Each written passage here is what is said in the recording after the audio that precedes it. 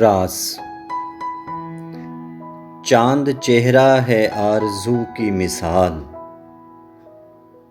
چاند چہرہ ہے آرزو کی مثال، شوخ آنکھوں سے بولتی یارو۔ چاند چہرہ ہے آرزو کی مثال، شوخ آنکھوں سے بولتی یارو۔ اپنی پلکیں اٹھا کے یوں دیکھے، اپنی پلکیں اٹھا کے یوں دیکھے، جیسے نظروں سے تولتی یارو۔ اپنی پلکیں اٹھا کے یوں دیکھے، جیسے نظروں سے تولتی یارو۔ اس کے لہجے میں وہ تیقن تھا، اس کے لہجے میں وہ تیقن تھا، کیسے راہوں میں ڈولتی یارو۔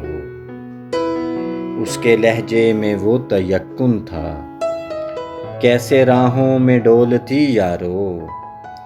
اپنے نازک گلاب ہونٹوں سے، اپنے نازک گلاب ہونٹوں سے، شہد کانوں میں گھولتی یارو۔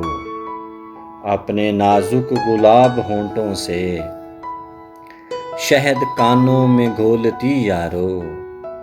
اتنی خواہش تھی وہ کبھی ہم سے، اتنی خواہش تھی وہ کبھی ہم سے، راز سینے کے کھولتی یارو۔ چاند چہرہ ہے آرزو کی مثال، شوخ آنکھوں سے بولتی یارو۔